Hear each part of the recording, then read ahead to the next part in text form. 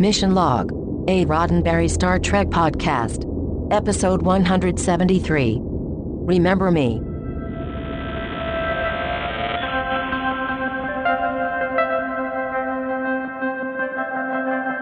Welcome into another episode of Mission Log, a Roddenberry Star Trek podcast. I'm John Champion. And I'm Ken Ray. Each week on Mission Log, we pick apart an episode of Star Trek to find out if it still stands up and if there are important lessons to be learned.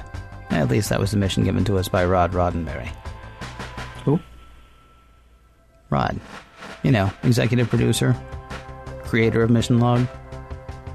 Son of Gene Roddenberry? No? No. Come on. Fun guy. Goes to conventions. Has a kid. Lives in the house. You've been to his house? It doesn't ring a bell. And look, I'd really appreciate it if you wouldn't mess with my head right before you do a show. It's not cool. Okay, show. Right, okay. How is it that you think that we started doing this show?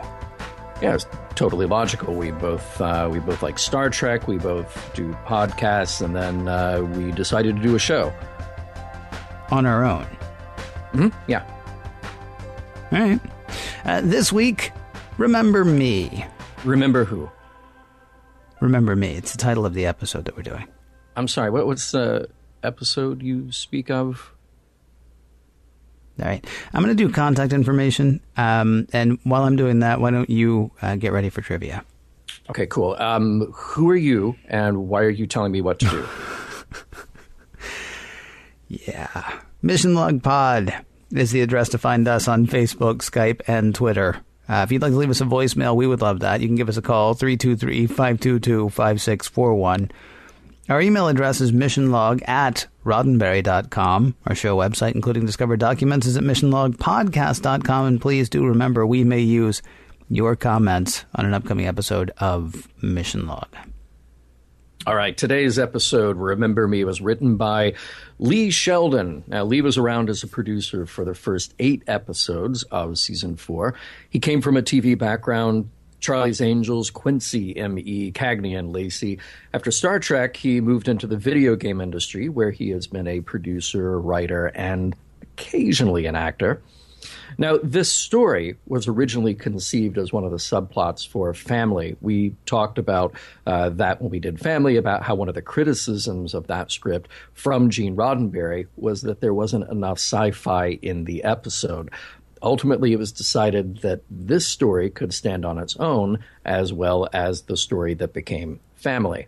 Now, in one early draft, it was all a dream. And in another draft, it was just solving the mechanical problem at the end of the episode.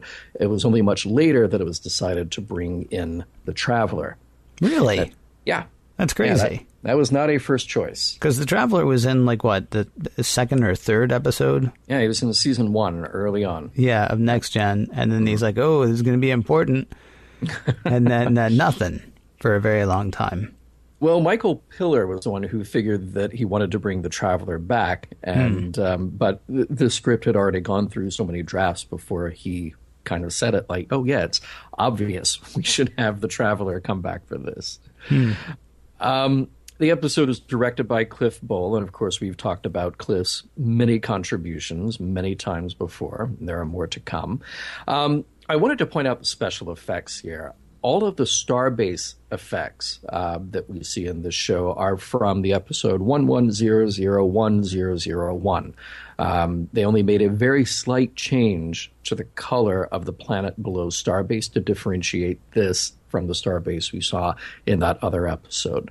But I did really want to point out there's a composite effect that's in the teaser. It's some matte painting plus model work plus live action.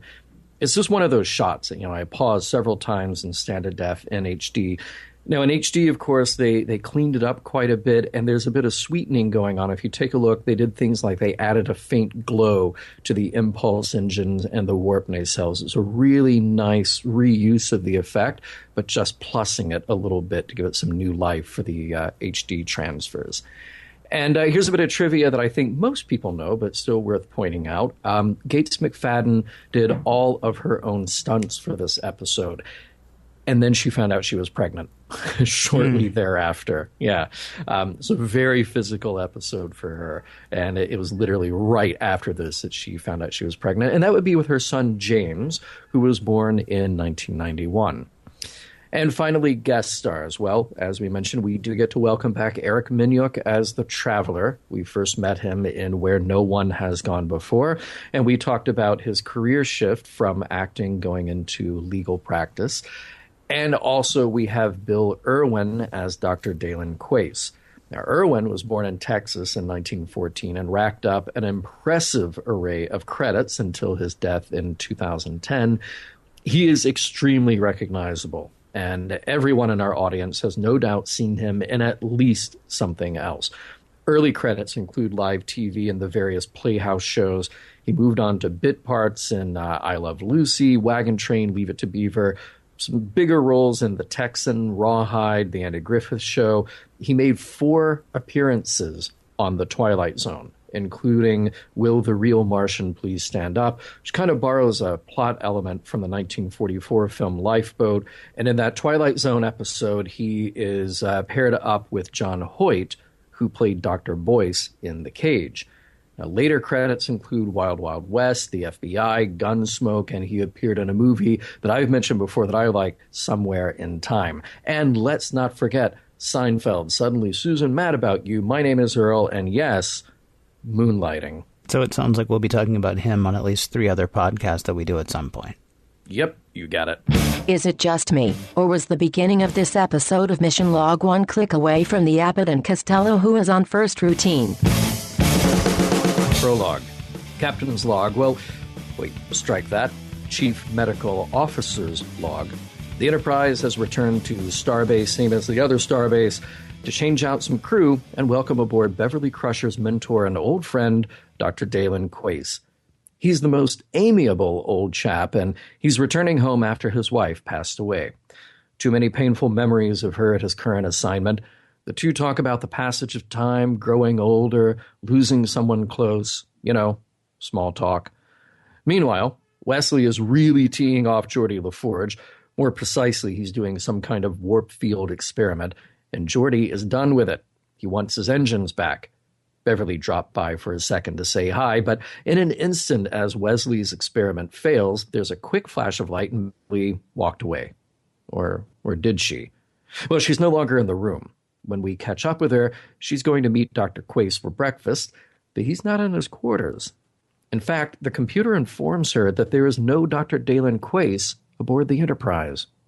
Act 1, with Dr. Quace nowhere to be found, Beverly alerts Lieutenant Worf. He'll do a search, and as is his duty, he'll let the captain know what's going on. All the right things are done, checking the transporter logs, calling Starbase.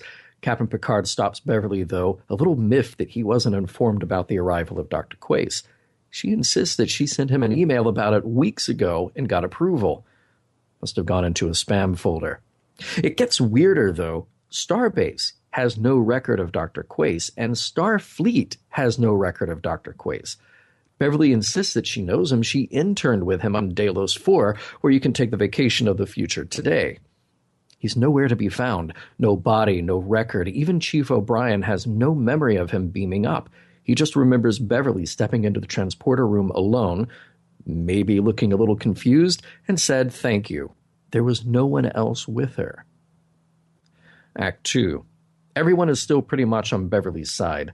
They didn't believe that she could be wrong, so while the replicator records are being checked, she'll check out Chief O'Brien to make sure he's not insane. In sickbay, she requests Dr. Hill and Dr. Solar, and the computer can't find them either. In fact, the computer probably hasn't seen Dr. Solar in exactly 47 episodes, but regardless, there isn't a trace of them or 4 other members of the medical staff. Down in engineering, young Wesley Crusher is still tinkering, but this is important tinkering, so he calls the captain. That whole warp bubble experiment, it kind of had something to do with what he was doing way back when Kaczynski and the Traveler were on board. It was a glitch, a warp bubble that kind of lost stability and flashed outward from the Enterprise warp core. If Dr. Quace was caught in it, then he could have, putting it politely, disappeared. See also ways to get killed by a warp core accident. Or maybe he's just in another space-time continuum. Maybe he's got a goatee if he's there. But he wasn't in engineering at the time. Beverly returns to sickbay to find it eerily quiet. There's no one in there, not even her medical staff. She reports this to the bridge, but Data reminds her that on this ship, with only 230 total crew, she is the only medical officer. Beverly is getting more and more confused, and Picard invites her in for a cup of tea. She checked herself out medically, and she's okay. She doesn't get what's going on, and she assures Picard that she'll talk to Deanna Troi. Before she leaves, though, Beverly begs Picard to turn the ship around and return to Starbase. He agrees, noting that her word has always been good enough for him. In sickbay, very strangely, some kind of anomaly opens up right in the wall. Flash of light, special effects, big whoosh, Beverly nearly gets sucked in. Act 3, the science is being teched and the tech is being scienced. Stuff is getting real. Geordi is sure the warp bubble experiment was contained in engineering. The computers check out. Even other ships in the area report nothing weird. Beverly asks if all of the crew of the Enterprise are accounted for. Yep, all 113. That is definitely not right, and Beverly asks Picard to have Worf monitor the vitals of everyone on board. Who should monitor them? Worf. Oh, now he's missing too. And the only person who remembers him is Beverly. In a corridor, Beverly asks Deanna about her sanity. The doctor is worried that she's remembering all sorts of people that now no one else remembers. In fact, she remembers that she hasn't seen Wesley recently and rushes off to engineering. Wesley says he's been working on the warp bubble mystery, but Kaczynski wasn't much help. Big surprise there. But they will try to contact, what's the guy's name? Travelus Tremont, Tristan... Traveler, the Traveler. That was the alien from Tau Alpha C, not Robert E. Lee's horse. Maybe he'll know what's going on. But it could take a really long time to hear from him. And in an instant, Wesley has disappeared. Beverly makes her way to find Picard, and literally no one else. The ship is empty except for him. And Beverly tries so hard to convince him that this reality isn't right, that they need to find the Traveler to fix whatever this phenomenon is. To test it all, Beverly requests that Picard have the computer monitor his vital stats. As they talk, we hear a readout of his heart rate, blood pressure, temperature, etc. And just as Beverly might say something meaningful about their relationship, it stops. There is no more Picard to monitor. Then, before you know it, flash of light, special effects, big whoosh, Beverly almost gets sucked into some kind of anomaly again right there on the bridge. She holds on, but slowly the vortex fades out, and we hear Geordi and Wesley voices on the other side. The warp bubble collapses, and a defeated Wesley Crusher reports that he has lost her. Then who should beam in quite unexpectedly? The Traveler himself. Act 4, all that stuff had happened from Beverly's perspective. Okay, let's rewind a little. This whole time in the alt/parallel/non-warp bubble manipulated world, the rest of the crew of the Enterprise has been trying to rescue her. Those vortexes that opened up out of nowhere, yeah, those were a lifeline, but she didn't know it. Now the Traveler is on the case, and he's saying some words. No one really gets it, especially Riker. But the Traveler tells Wesley that he's there to help him help Beverly. They can do the work, but she must choose to meet them on the other side. Meanwhile, in her own reality, Beverly is trying to make sense out of the nonsensical. She keeps asking questions of the computer. How many crew members are on board? 1. What is the mission of the Enterprise? To explore. Can she do that on her own? No. The only logical thing to do is to lay in a course for Tau Alpha C. But as soon as the command is given, the computer no longer has Tau Alpha C as a destination. There is no such place. In the real universe, the Traveler has the Enterprise return to Starbase 133 to the exact location where the initial accident took place. A good trick if you assume all objects in the galaxy are always moving. He has Wesley look past the numbers, and Wesley says something like, "But with the blast shield down, I can't even see." Shh, doesn't matter. Just be, man. On her side of the universe, Beverly's world is closing in on her. Literally, the whole universe is nothing more than a 700-meter energy field around the Enterprise. Now, if you were to see that warp bubble from the other side, the one that Beverly perceives as an energy mass around the ship, there would be the same bad news. It's collapsing. Act 5. The warp bubble is the universe. I just blew your mind. And Beverly is trapped in it. The more it collapses, the more it's crushing the Enterprise. Life support will be gone. Everything will be gone, including Beverly. In real engineering, Wesley closes his eyes again. He lets go of his feelings while Obi-Wan, the Traveler, guides him to just feel that tech all over the place. Beverly, in her shrinking world, is putting the pieces together. She realizes that her thought of losing the people she cares about created her universe when the warp bubble accident occurs. She posits an idea to the ship's computer, which is still being very helpful as all existence is closing in around it. In theory, a stable threshold between warp bubbles could be formed. Oh yeah, and it would look like an atmospheric disturbance. Now Beverly knows that vortex that kept chasing her down was actually Wesley on the other end trying to find her. The original experiment was conducted in engineering, so Beverly is going to have to hightail it down there while parts of the ship disappear around her. Wesley and the Traveler are concentrating so hard, and then, flash of light special effects, big whoosh, Beverly jumps right through that vortex and into her own reality. Wesley collapses from the stress. But how are you, Beverly? And how are you, Traveler? Oh, totally fine. And you? Oh, yeah, Wesley. He's tired. But the universe must be right, because the ship's complement is now 1,014, including Dr. Quace. The end. Shouldn't Wesley's experiment have been happening on the holodeck? You know, I had a similar thought to that. It was interesting. I kind of liked how the warp bubble experiment is something they're doing in the ship with people around while they're in Starbase. Yeah, and when they're getting ready to leave. Yeah. Right. Dude, seriously, I gotta go. Have you screwed up the universe yet? Or have you not screwed up the universe? Because we got a motor. Well, not a motor, but we gotta propel. Yeah, it's bad timing. Yeah, it seems bad timing all around. And Wesley should do all that stuff on a computer in the holodeck, because the holodeck can do some great experimental work. We know that. Absolutely. And especially with the computer at its side or running it or whatever. I love the whole thing. Like, hey, what would a thing from one theoretical universe to another look like? And the computer's like, I couldn't tell you. And Beverly's like, guess. And the computer's like, well, like what you think. Yeah, I can't do that. Do it anyway. Okay. No, well then, yeah, it looks like this. Whatever. Yeah. Why don't you tell me? Why don't you tell me what it would look like, and I'll tell you if you're right. Right. Says the computer.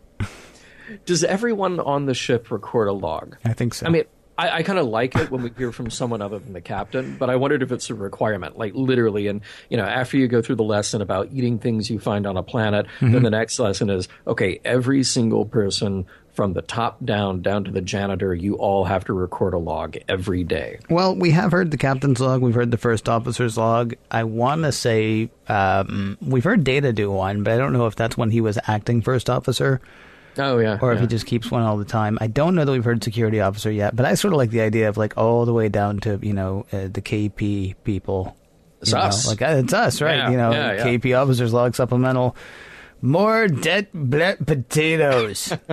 Also, John was mean to me today. I'm daydreaming of having him beamed off the ship at random times. Hey, whoa. Huh? Whoa. Hey, it's my log. You can't. Oh, it is public record, though, isn't it? You never know who's going to be listening. Yeah. Who goes through that stuff? Exactly. Somebody's got to listen to that. Yeah, could we just please not hire more people to listen to people's logs? That seems like a huge waste of resources. The other thing I'm wondering about is do they write it out or do they say it? Because, I'm thinking about The Shining. Yeah. All work and no play makes Jack a dull boy, It's like do you get Barclay's log? And it's just like, I hate all these people, I hate all these people, I hate all these people. And is he walking around saying that? Or is he typing it? Or how does that? I think they must be saying it. Like, I kind of think about... I thought it was so cool that in the original Battlestar Galactica, you would see Adama talking into a computer, and then they'd cut to the computer screen as it's typing out what he's saying. Whoa. And in 1978, that was mind-blowing. Absolutely. Okay, But a couple of years before that, you had in Space 1999, they would cut to Dr. Helena Russell, Barbara Bain's character, and she would be doing her log, but it's hilarious because she had this giant recorder. It was about the size of a mini fridge, and it had a microphone on it, and that was her device. Like everything else in the medical lab was sleek, it was cutting edge, but then this thing to record her log was just giant. Have you ever seen First Spaceship on Venus? No. Yeah, it was a product, I believe, of the Soviet Union in the 1950s or maybe early 1960s. I only know it because it was on Mystery Science Theater 3000. I've got to see this. But they have, there's a guy who's walking around keeping a log, and he's talking into just like this little, basically it's like a little microphone. Like, remember the Gene Rayburn microphone from Match Game? Oh, yeah. Yeah, a little bit smaller than that. But, of course, on Mystery Science Theater 3000, they just have him talking to his electric toothbrush. You're the only one who understands me, Magic Toothbrush. Anyway. That's great. So many different ways to record your thoughts. I guess nobody's really going to be sitting in the middle of their quarters with a typewriter typing in all work and no play makes what was Barclay's first name? What was his first name? Reg. All work and no play makes Reg a dull boy. Right. There's a line that Beverly says to Worf about trying to find Dr. Quace. She says, "Your sensors wouldn't detect him if he were dead." Mm-hmm. And I thought, wait a minute, I think a dead body detector is one of the first things that a sensor on board the Enterprise could and should do, even a regular tricorder. I mean, Dr. McCoy would use a tricorder and then pronounce, "He's dead, Jim." Well, but he'd be standing over a body at the time. Yeah. It's not like he was on the bridge looking at his tricorder going, "Oh, somebody's dead." Okay, but you would think that of all the sensors on the Enterprise that monitor things like, air quality and radiation and all that, one of those would be like, oh, there's a dead body. The fact that we can record everything, even though we can't, but we can. Yeah. I mean, depending on the episode, of course. Right. Yeah, you would think that, except no. No. Think about it, though. I mean, there are over 1,000 people, just over 1,000 people on the Enterprise. There are however many decks, right? Mm-hmm. 7? 9? There are however many decks. I mean, that's a lot of mass that you would then have to, separate out. That's why we have the communicator, right? Well, yeah. So if his communicator isn't existing, then how are you going to find a body? It could just be a sack of potatoes, for crying out loud. I think that the computer should be able to recognize a dead body, because when I sign up for Starfleet and they say, okay, here are the risks, you might eat something on a planet that could kill you, you might get beamed down the wrong way and we lose you that way, you could get killed by the Borg or assimilated by the Borg, you get killed by an enemy, or you may just die and we never find your body somewhere on the Enterprise. Yeah. That seems that. Well, I don't think ever is quite right. I mean, eventually they would find your body. Eventually. Maybe not right when they want to. Yeah. Hey, some shout outs to our old favorites, Dr. Solar. Yeah. And Kaczynski. I mean, if you mention the Traveler, like, you have to mention Kaczynski. And I love that, I've been running a test on Kaczynski's equations, and Picard's like, oh, yeah, the subtext being, wasn't Kaczynski that lying jerk who we could not wait to have leave us? Why are you who it turns out didn't actually know what he was doing? No idea. Yeah. The Traveler was riding the Traveler's coattails without realizing it. Mm-hmm. Yeah, it's good that he's spending time on that. Right. There's a little bit of logic, I think, to what Data is saying. It's fun how they get around that part of the episode when Beverly asks him, why are there only 200 people for this gigantic ship? Well, I guess if you could build something that big that will go that fast, and apparently, 90% automated? Mm-hmm. Was that the number that they kicked around before? Why not put in a bunch of empty rooms? Move people around. You've got, if you don't like your apartment, you move to another one on another deck.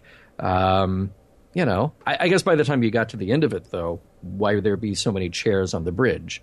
Yeah, that's a good question. Yeah. There's a lot of mind bleepery going on in this episode. Yeah. I like the line, the big guy who never smiles, the Klingon. Yeah, that was a nice little moment. Weird, though, that nobody freaked out about the thought that there would be a Klingon on board. Oh, right. Yeah. But again, there's the whole... Maybe they just don't remember Klingons at all. The way that the computer doesn't even know that there's a Tau Alpha C at the end. That's an interesting idea. Well, yeah, we'll have to talk about that. Yeah. Not about Klingons, but just about the whole, like, what the quote computer end quote remembers and what, what's popping into Beverly's head. Right.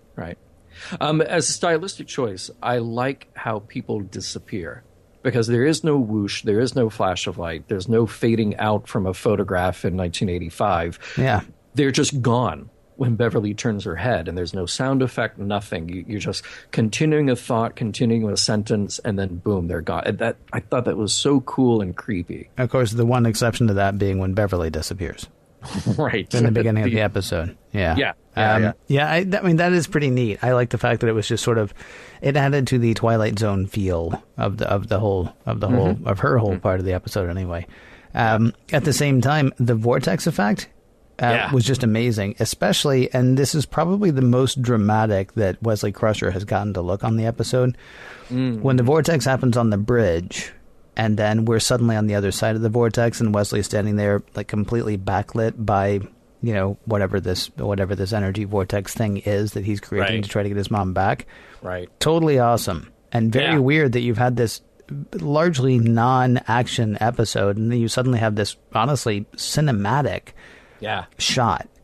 Was pretty cool. If I were Will, I'd make that my Twitter avatar. Just make it your Twitter avatar, please. Yeah, you should, right? Mine is almost never me. You might as well go ahead and have yours be not you. Right. Beverly, she gets this moment.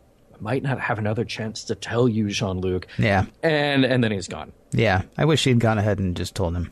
Yeah. It would have been great. It would have been great for, like, us. It would have been great to have that sort of, like, payoff, that sort of satisfaction for the audience. And yet it wouldn't have screwed up their relationship because he would have zero memory of it because he's not even there.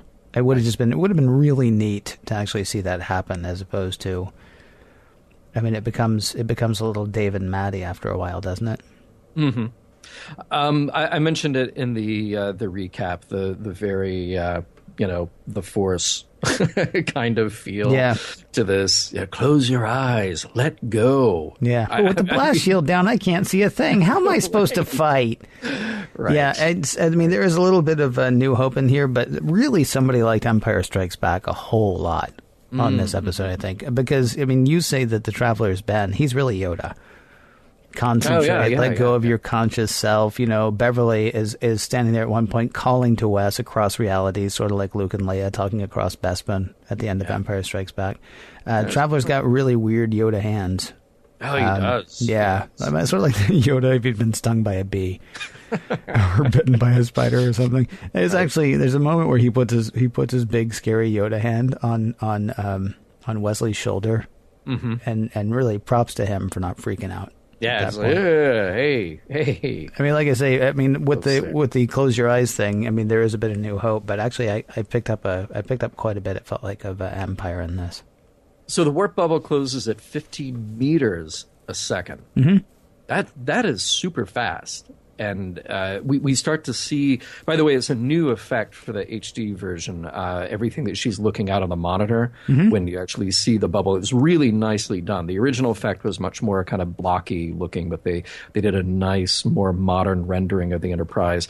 But you see those front decks just go away. Yeah. And then she's just kind of still on the bridge going, I wonder what I should do. And I'm thinking what you should be doing is continuing to talk to the computer as you are running. Well, except she doesn't know where to go. It takes her a very long time to realize where she should be. And I got to say, I don't want to say... The bridge was on by that point. But, well, that's true. Well, but so what?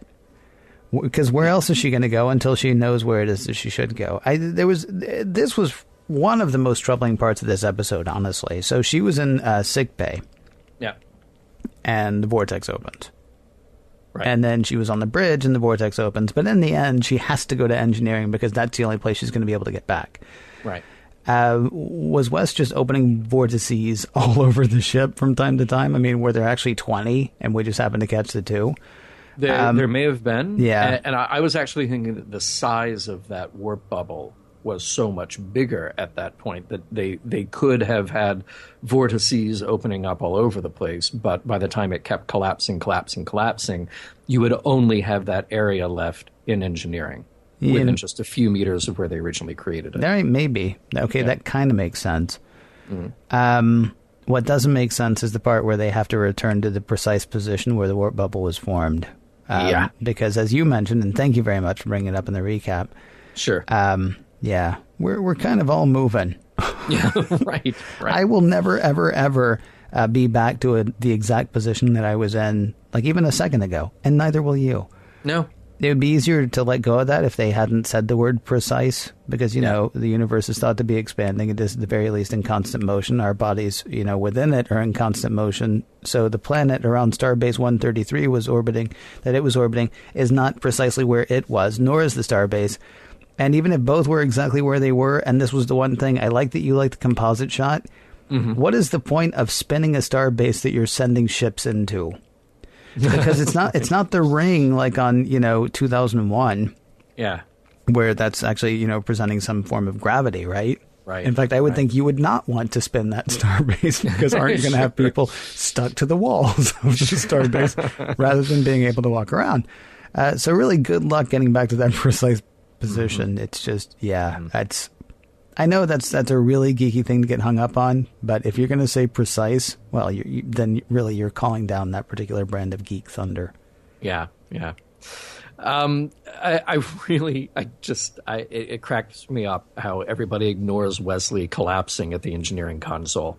And Beverly even says to the traveler, do I have you to thank? It's like, no, how about your passed out son? Well, I'll thank him when he wakes up. Wesley Crusher. If it is not one thing with this guy, it is another. Ordering dessert for everyone. Pining over a monster girlfriend. Accidentally banishing his mother to a parallel reality. Kids. Am I right? So this is one of those episodes where I feel like we might spoil a little bit early on about what we thought of it, whether it holds up, whether it doesn't, whether we liked it, whether we didn't. But I do feel like this is one of those episodes, kind of like Family, where scene by scene, kind of moment by moment, you could really do a deep dive and talk about kind of all the existential meaning of it. There's so many just great lines, great moments. I love... In the teaser, the prologue, Dr. Quace... Quit calling it a teaser. Quit calling it a teaser. Yeah. The scene of Dr. Quace walking with Beverly. Yeah. Because there's a lot said in a very short time that really sets up the theme for this episode. Beverly's line, one of the more kind of important lines here, they all deserve more than to be brushed aside. And that really, I thought, is kind of the fundamental fear that is pervasive in the episode, and it's a fear that we have about ourselves and about others. That really is the critical thing here. And we talked about this theme a little bit in Brothers, with Data trying to understand why did Dr. Soong create him. And Dr. Soong is talking about this grasp at immortality, just to have something that carries on beyond a short mortal life. And it's repeated throughout, Beverly saying, I won't forget any of you. So I love just the idea of memory that is stirred up here. It's not one of those episodes that tells you, this is how you should feel about this, but here is an idea. Here is a concept about memory, and we're going to throw it out there and see how it affects a person. And these are the kinds of thoughts that came to me. The idea that you cannot remember for somebody else. And since you can't truly share memory with someone else, I mean, you can talk about things, but you can't, on a truly intimate level, share a memory with someone. It's never going to be exactly the same. Then those are the things that are gone when you forget them, as if they didn't exist. You ever have a conversation with someone, Ken, where they're trying to get you to remember something and you just can't? I have that about maybe once a week with my girlfriend. Like, Yeah. hey, remember that movie that was in? No, I don't. No, it was the movie that, well, yeah, but I don't remember it. No, remember it was the movie with the thing. Yeah, I probably saw it, but I just don't remember it. We saw it together. Right. We talked about it I've never had that conversation. No, John. Yeah, right.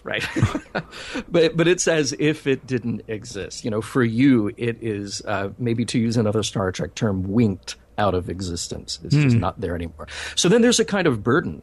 The burden on the person who is doing the remembering to be the torchbearer for those being remembered, and also to get it right, which is really tough because we've talked about before on this show how memory is an active process. It's not just playing back the videotape in your mind. Every time you remember something, you are creating that memory. You're building it from scratch. Then there's this frustration, and I think that Gates McFadden plays this really well, the frustration of not being able to remember. So it plays into this concept, this idea that Star Trek does when it looks at aging. Just, what is the human process when you get to that point where you've lived this long life and things start to go away? How do we psychologically deal with that? Because you can't just hit playback on the tape in your brain. So I really love that collapsing warp field as a metaphor for losing our memory, for losing our minds. As a person gets older and those memories get farther and farther away, it is sort of this, well, artistically speaking, this warp field, this idea of closing in and all those things are outside the bubble, maybe not to be remembered again. So I love that there are these profound ideas just sort of thrown there at the audience. Just saying, if we put ourselves in her shoes for a second, then we're sort of living this experience of how awful it can be to not have full power over our faculties. I hit almost none of that. Really? And I think the reason is because we're given to understand all the way through that she's not the one who's losing her memory. Everyone else is. Mm-hmm. Right? I mean, once people actually start disappearing, it becomes sort of an interesting character study of, okay, how would this character deal with that? But I want to talk a little bit more about that in a second. Okay. I am actually interested in the fact that Picard is the last person left in her life. Mm-hmm. And maybe this goes to the love that dare not speak its name for some reason. Even her son disappears before Picard does. And you would think, maybe she's not Mother of the Year again. She does see him collapse there. And she's like, oh, hey, Traveler, what's up? Yeah. Is it because she feels more for Picard? Is it because she feels, I don't know. You could say, okay, well, she's actually known Picard longer than she's known Wes. Except she's actually known Quace longer than she's known anybody on the ship. Mm-hmm. So he should have been the last person to disappear. And what a weird episode this would have been if that were the case. But yeah, very true. Yeah, I found myself just wondering, why is it that Picard is the last one there? Or does he just have, because really, actually, the computer is the last one there. Oh, the sense of primacy is I guess Picard's, except really it's the computers. When everything else is failing, it is the computer to which, or dare I say, to whom she can turn and say, right. Just tell me what I need to know. If I can't tell you what you need to know, no, come on, do it. Oh, okay, it's this. Yeah. That's kind of a crazy idea. Hey, technology is going to win the day. Or not. Well, I guess, and to a certain point, it's kind of academic, because my take on the episode is this idea of memory. That's where I'm going to go with it. But if we try to piece together kind of the logical structure of the episode, and what the Traveler says is that she is trapped in this world, this alternate universe, created out of whatever it was that she was thinking or doing at that moment. And what she was thinking about was Dr. Quace talking about people in his life going away. people in his life dying, and how difficult it is to be sort of the last one standing.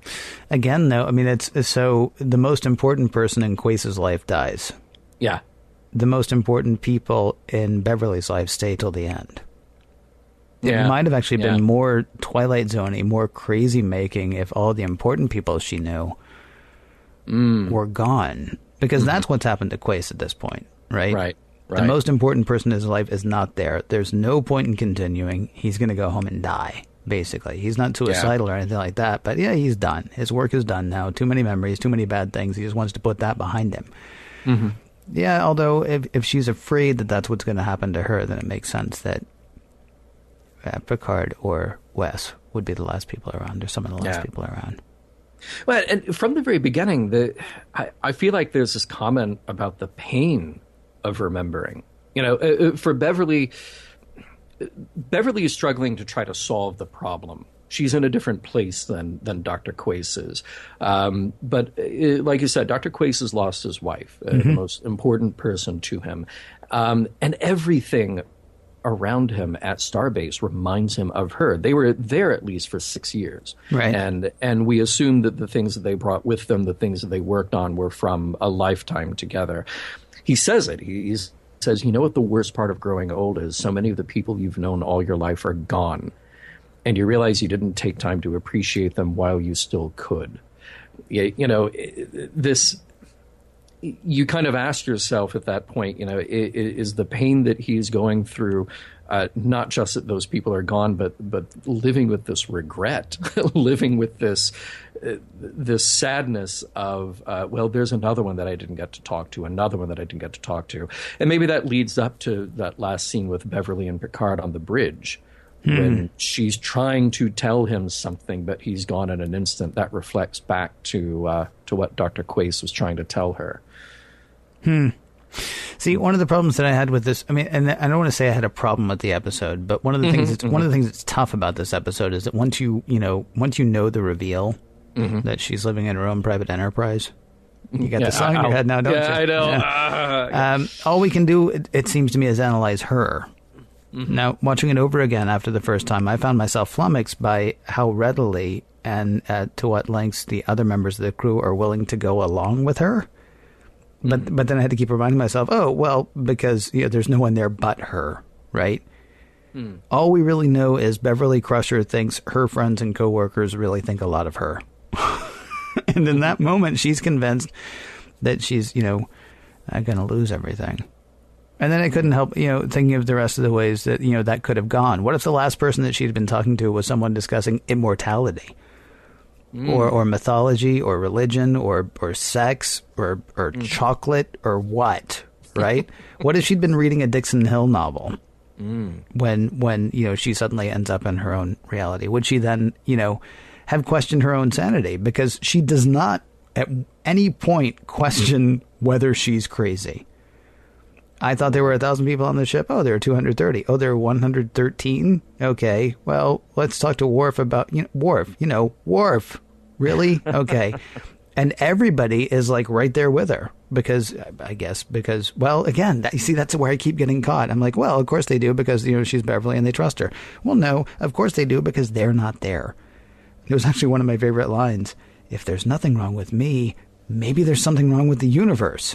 Okay, well, it turns out to be true, but man, on my worst day, I don't know that or best, whichever one you want to call it, I don't know that I'm like, it's not me that's crazy. It's everyone else. Well, see, in a very different episode, she would have woken up in a straitjacket asking herself that question. That's true. That's like, true. Or maybe it's kind of funny that Deanna says, like, well, if you can ask the question, then you're probably not crazy. Nope. I don't believe you there, Deanna. Sorry. With Beverly back in her proper universe, it is time to see what lessons we can tuck into our memories from Remember Me.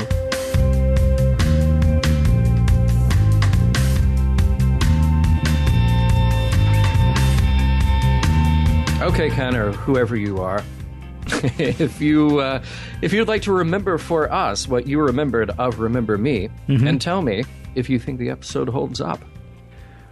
Over half of it does. How's that? I love the Twilight Zone feel of the Beverly story. I love the sort of psychological what have you of the Beverly story. And I even like... wow. Remember how much I found to take out of "And the Children Shall Lead"? Wait, what? Yeah. I really did. I mean, I know I joked about it, but the whole, power of positive thinking for negative results thing that the Gorgon brought to us. I like some of what happens with the Traveler. It passes to a point where the episode gets a little tough to watch. It's once we get to Jedi Wesley time, or Padawan Wesley time, it gets a little bit more difficult. I do like the fact, I mean, at least we don't have him sitting here with a banana split. Yeah. At least we don't have, people just looking at him adoringly like, oh, that young scamp, even though he's like 18, 19 years old now. Really, he's not a kid we're raising. He's actually a young ensign. I like the fact that he's matured. I'm not necessarily a big fan of his part of the story. At the same time, it is great to have some sort of payoff. I mean, the Traveler shows up in episode 2 of Next Gen or episode 3 of Next Gen and says, hey, keep an eye on that Wesley. He's important. Well, I'm out. And that's pretty much it, forever. I like the fact that we've done a callback to something that happened a very long time ago. And yet it sort of felt a tiny bit cheesy in that respect. So I think we have to get to the messages part before I can actually decide whether or not it holds up. But production-wise, I mean, again, there are things I love. I mean, Gates McFadden is mostly great in this episode. She's not 100%. There are a couple of times I'm like, oh, I wish somebody had dialed that back a tiny bit. The vortex effect is absolutely amazing. There are some really wonderful shots in it as well. There's a priceless moment between Riker and the Traveler.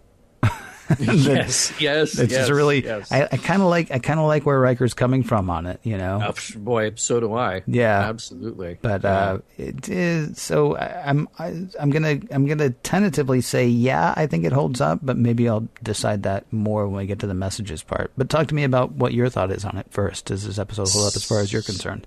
So I think that mostly it does. So Okay. I'm kind of right on the other side of the fence to say yes, but it's a little tentative, I think, for the same reasons as you. But here's what I liked about it. So we've talked before about episodes that are purely metaphor, purely about experience and not to be taken literally. Yeah. And I like the idea of this story being a metaphor about loss and aging and memory and isolation. It totally does not matter how this alternate universe works or how a warp bubble would do this or any of that. You really liked the metaphor-heavy time squared with a future Captain Picard, 10 minutes from the future, coming back 20 minutes from the future. And I kind of didn't like that one. You had some interesting things to say about that one being related to almost like an addiction cycle where he's just experiencing over and over and over again and can't break out of it. This, Remember Me, is an episode full of metaphor and contemplation, and I love that aspect of it. I just didn't think it was a complete package. Lines like, there's a way, but she must choose to walk through it. Yeah. It's useless nonsense in this context. Because here's the problem. A line like that doesn't illuminate anything about the character or her situation. Because it's not the Matrix. It's not just like, oh, if she would only do this one thing. No. I mean, because at the end, it's just solving the mechanical problem of getting her from one place to another. So it's really not useful to say that about her. In this particular situation, I hate the new agey, use the Force ending to all of this. But what I like, though, is the big themes: aging, memory, loss, family, second chances, forgetting. This existential predicament of others only living in our memories once they're gone. That's a profound, heavy thing to have to deal with. We sort of throw it out there when somebody's gone, and we say, like, well, they still live on in your memories. Well, yeah, but what if I don't always trust my memory? What if that memory starts to fade? then what's my obligation? And what is the guilt that I might have if I don't live up to that? So as a piece of metaphor, I think it's fantastic. I think it's really great. I just hate, the last third of the episode. Well, the last third of the episode is definitely the weakest part of it. Yeah, I mean, because it goes from being Twilight Zone to Magic Wesley, which is really tough. What's funny to me though is the new agey stuff that you hate. Yeah, is part of the stuff that turns me on in this episode. Okay. There's an emphasis here on not being bogged down by preconceived notions, right? Okay. It goes hand in hand with believing in yourself. It's honestly somewhere between self-helpy and new agey, with a side of Yoda and a glass of hippy dippy. I'll grant you. I'm fine with all that, though. I mean, the whole thing again between Riker and the Traveler. I mean, and you're Riker in this episode. Oh yeah, there's absolutely no question. And is it cursing? Would it be cursing? The Traveler says, as long as she thinks she's alive, she is alive. And Riker says, what the hell does that mean? Okay, yeah, okay, I kind of get that, and that's 100% you. That'll be my T-shirt. Yeah, maybe so. Just a T-shirt with a picture of Riker. What the hell does that mean? I mean, I like the fact. I mean, honestly, to say to Wesley, dude, don't be constrained by constraints. Don't be boxed in by your boxy thinking. I mean, think outside. I mean, it really is think outside the box. It really is. Don't worry about the preconceived notions. Don't worry about whatever guilt you're hanging on to for this, because that's going to hold you down. And that honestly is a fantastic message. Sadly presented in a way that's a little bit difficult to watch. And in a way that, stretches believability. I mean, there's suspension of disbelief, and then there's levitating disbelief while standing on one hand on a marshy planet while also suspending rocks, an astromech droid and a Jedi Master. I mean, when they both start phasing out, when he tells him to close his eyes. Because here's the thing. You've got an iPhone. I've got an iPhone. All God's children got an iPhone. You remember how when the iPhone first came out, a lot of people were really upset that it wasn't going to have tactile buttons? Oh, right. Yeah. Yeah, it's just a piece of glass. Okay, that is the thing that Wes is working on. But if he closes his eyes, he's still going to be able to feel where to push the L cars. I don't know about that. I like the whole freeing your mind idea. You mentioned the Matrix. I like the whole freeing your mind idea. I always have. Sadly, I mean, the best parts of this episode are not, to me, the message heavy parts. Although I love, the stuff that you're talking about examining memory. I guess the only problem the one place that I get stuck on that is Beverly never wants questions, which is kind of cool because, she then also goes into that whole believe what you believe and don't worry about the preconceived notions. The universe is disappearing. Everyone, no one remembers all these people except for Beverly, but she's convinced. Both of these characters do have to basically believe in themselves and believe in what they know to win the day. And that's, and they're not going to let, outside influences sort of, tear them down on that. And that's kind of a neat message, assuming you're not a homicidal maniac or, some kind of, terrible despot. Assuming that you're a good person, those are great messages to have. Sadly, that message is best delivered in the worst part of the episode, I think. But that's what I got for messages. What about you? Well, see, you really responded to the Twilight Zone feel of this episode. But if this had been a Twilight Zone episode, it would have been very different. But because it's Star Trek, and like you said, they have to win the day.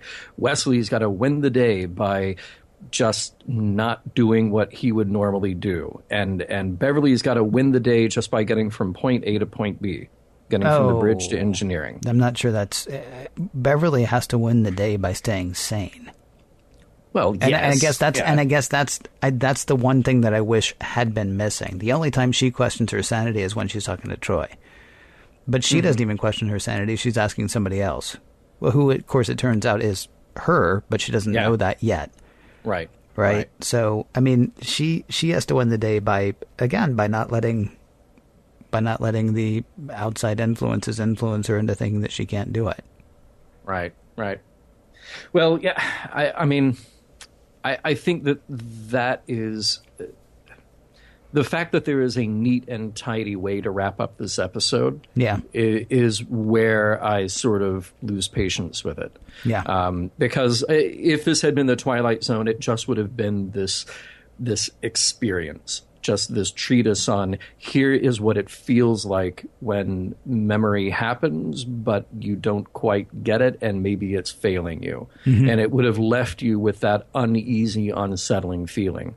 But instead, because it's Star Trek, we've got to wrap it up and say, oh, there's a tech way to fix this, so we will fix it in the end. Well, so, but they do. But I mean, well, and yes. they have to. Well, I don't think though. I mean, if we assume that there is a message here, though, then of course they have to wrap it up that way. Not just because, oh, well, it has to have a happy ending at the end of the 48 minutes, because they don't all have happy endings. Tasha Yar dies.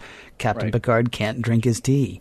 I mean, they don't all have happy endings, but if the message is going to be, you can overcome preconceived notions, you can overcome ideas that might otherwise limit you, then of course they have to, overcome the ideas that might limit them. Otherwise, what's the message? Right. Ooh, sometimes it sucks. Gotta go. Right. Now, to me, I think the message is, I mean, if I would look at it as a thing like focus on the present, let go of guilt, yes, mm-hmm. but I didn't feel like those were necessarily the points here, and it were, at least to me, not the interesting parts. Mm-hmm. To me, I felt like the interesting part was to be so cliche about it, to be so trite about it. Stop and smell the roses. Take a picture. Put it on Instagram. So, I mean, you think I'm being funny, but seriously, we've talked before in this show about how the fact that there is social media and that people post what they're doing and they post pictures of what they're doing, I think you summed it up very well when you said that's just a way for people to say, hey, I'm here. Mm-hmm. Hey, I'm existing and I'm here and I'm trying to connect to the world around me. Right. So whatever it is, if it's a picture of the food you're eating or a picture of the place you visited or the friends that you're hanging out with, cool, do it. Because that's one more way that we kind of grasp at showing that we exist, the showing that we're here, and then hopefully not completely losing that as our memories go, So I thought that was sort of the interesting idea behind all of this. And maybe it's a live in the now as well, to again steal a very trite phrase. But that is something that the people in this episode have to do. Wesley has got to live in the now, like you said. The Traveler gives him that advice of letting go of the guilt, letting go of every other piece of memory that is stopping him from just focusing on what he's doing. That's fine. I just sort of part ways with the new agey feel of it. If he hadn't told him to close his eyes, maybe I would have had an easier time with it, because you still have to look at the interface of what you're doing. That's really interesting. You're right. It's the Jedi, as is so often the way, it's the Jedi portion that actually sort of mucks the whole thing up. Yeah, right. right. Yeah. But I wouldn't say mucks the whole thing up. I mean, it gets a little woo-woo at the end. Yeah. But, I mean, I personally, I guess after the discussion that we've had, I would have to say the episode does hold up. It really holds up. It's better the first time than the second time, though, because once you know the reveal, then it's like, oh, yeah, okay, I get it. What's interesting is, I mean, we got our messages sort of parallel. They're kind of different, and yet I think I would say that all of the messages that we both talked about really do sort of hold up. Yeah, I would agree with that. And hopefully I'll remember that next week. Remember what next week? I don't know. Mission Log is produced by Roddenberry Entertainment. Have you heard of this Roddenberry guy? No. Roddenberry Entertainment, executive producer Rod Roddenberry. I'll introduce you sometime. He's awesome. Yeah, I still don't know who that is. Yeah, well, he's kind of fun. You can find out more about what he does. Actually, this might be a good thing for you to do, John. Roddenberry.com. Oh, check it out. Yeah, for more exciting Star Trek podcasts, be sure to visit Trek FM. That is Trek.fm. And for the latest in Star Trek news and discussion, be sure to visit TrekMovie.com. Next week, Legacy.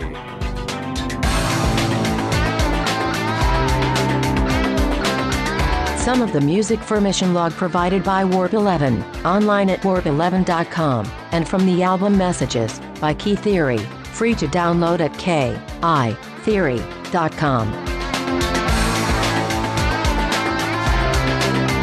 I am not surprised at all that the computer would be the last to stand with Beverly. Computers rule. I mean, computers will rule. I mean, computers are your faithful servants. Yes, that is what I meant to say. End transmission.